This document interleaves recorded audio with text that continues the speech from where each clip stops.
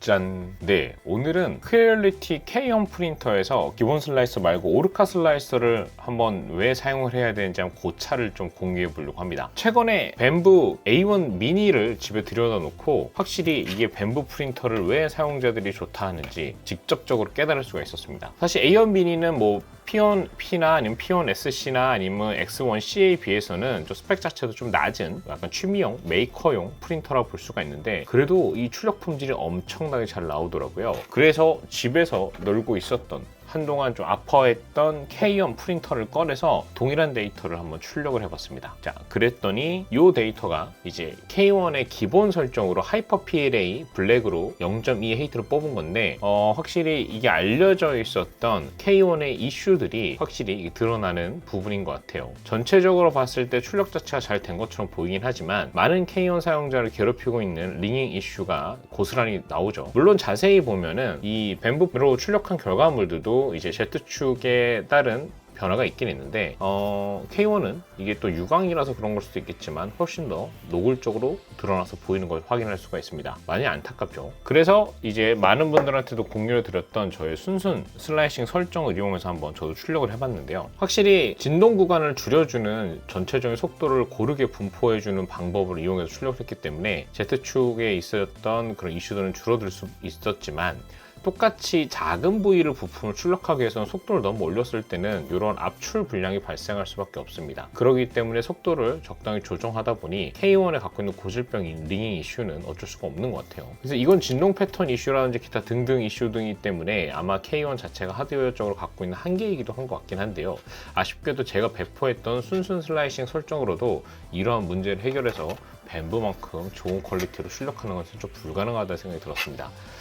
그래서 이거는 유광 필라멘트 자체의 이슈가 아닌가 싶어서 한번 똑같은 무광 PLA로도 뽑아봤는데 동일한 PLA를 뽑은 겁니다. 근데 지금 보면은 약간 이 낮은 부분은 괜찮지만 제가 만든 고속 설정 자체는 이게 아무래도 이런 작은 출력물을 뽑는 데는 적합하지 않다 보니까 뭐 다행히 안쪽 같은 경우 상당히 괜찮은 부위로 보이기도 하지만 전반적으로 봤을 때 확실히 벤부로 출력한 거에 비해서는 출력이 좀 아쉽다는 생각이 들더라고요. 근데 한번 많은 K1 사용자한테 알려져 있는 오르카 슬라이스, 벤부의 슬라이스와 거의 유사하다고 알려져 있는 오르카 슬라이스로 하이퍼 PLA를 뽑아봤는데요. 이렇게 나옵니다. 물론 약간 중간중간 좀 아쉬운 부분들이 있긴 있는데 요거는 이제 이 유광 PLA와 아니면 무광 PLA 자체에 약간 차이가 있는 것 같기도 하고 괜찮지 않습니까? 링잉도 없진 않은데 그래도 좀 확실히 적게 보입니다. 시간 자체는 얘가 3시간 20분 정도 걸렸고요. 여기 있는 기본 설정이 한 3시간 7분 정도, 그 다음에 순순 슬라이싱으로 뽑은 게 한 2시간 정도, 시간은 상당히 빠르죠. 한 2시간 정도 고속 출력을 잘 섞었었기 때문에 그 오르카 슬라이서를 했을 때는 얘가 한 3시간 한 10분 20분이면 얘도 한 3시간 정도 시간은 거의 유사하게 나옵니다. 약간 더 빨라요. 왜냐하면 전체적인 속도 자체가 벤부 A1 미니에 비해서 K1 자체가 더 빠르기 때문에 속도 자체는 좀 더 빠르게 나왔는데 제가 이 무광 PLA를 다 써버려가지고 요거를 무광 PLA로 뽑지 못했지만 만약에 무광 PLA를 똑같이 써서 출력했을 때는 벤부만큼은 아니더라도 꽤 유사한 결과물을 좀 뽑을 수 있겠다는 생각이 들었습니다. 그래서 왜 이런 문제가 생겼는지 좀 분석을 해보면 다음과 같은 결과를 확인할 수 있었는데요. 화면을 보시는 것처럼 벤부에서 슬라이싱을 했을 때 각 레이어별 속도를 표현해보면 아주 고르게 분포되어 있는 걸 확인할 수가 있습니다. 그 다음에 큐얼리티 기본 슬라이서로 출력했을 때는 지금 보시는 것 같이 기본적으로 알고리즘 자체가 오버행이 심하거나 아니면 부속이 작을 때는 속도 제어를 하게 되는데요. 아마도 이 가속도와 그 다음에 가속도를 줄이는 과정에 있어서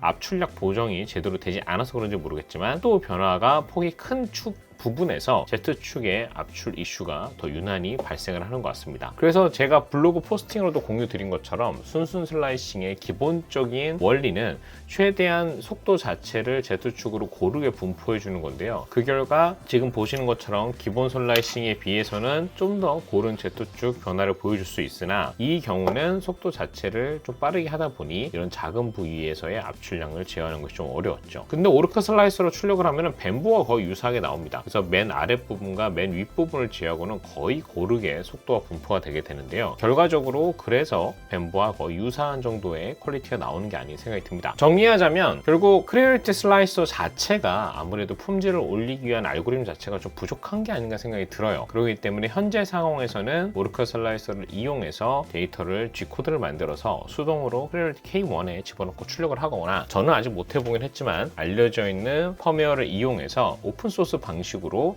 다른 클리퍼 기반의 슬라이서를 사용하시는 게 좀 더 좋은 퀄리티의 결과물을 K1에서 뽑는 방법이 아닐까 생각이 듭니다. 물론 이제 벤브를 이미 갖고 계신 분들은 벤브를 그냥 쓰셔도 돼요. 근데 사실 이 정도 퀄리티가 100이라고 했을 때 이거는 뭐 작은 부품이 많아서 더 유난하지만 그런 정도의 뭐 복잡한 결과물이 아니고 아주 간단한 형상 정도, 단순한 형상 정도를 뽑을 것이다. 그런 경우는 오르클 슬라이서를 쓰시거나 아니면 제가 배포한 순수 슬라이서를 써서 좀 더 빠르게 출력을 하는 것이 좀 가성비 좋은 선택이 아닐까 생각이 듭니다. 벤브는 아무래도 속도 자체가 훌륭하긴 하지만 그래도 크리얼리티 자체가 갖고 있는 제품의 K1 제품 자체의 속도에 대한 기대치가 좀 더 높잖아요. 그래서 이것도 잘 활용한다면 훨씬 더 가성비 좋게 단순한 형상을 이렇게 출력할 때는 K1도 꽤 괜찮은 선택이 되지 않을까 생각이 듭니다. 물론 개인적으로는 벤브가 결과물이 너무 좋아서 저는 이거를 써서 제품을 만들 것 같다는 생각이 들긴 합니다. 하지만 뭐 이 정도까지 퀄리티가 필요하지 않은 분들 같은 경우는 K1도 괜찮은 선택이 아닐까 생각이 들면서 오늘 영상 여기서 마쳐보도록 할게요. 구독과 좋아요도 부탁드립니다. 감사합니다.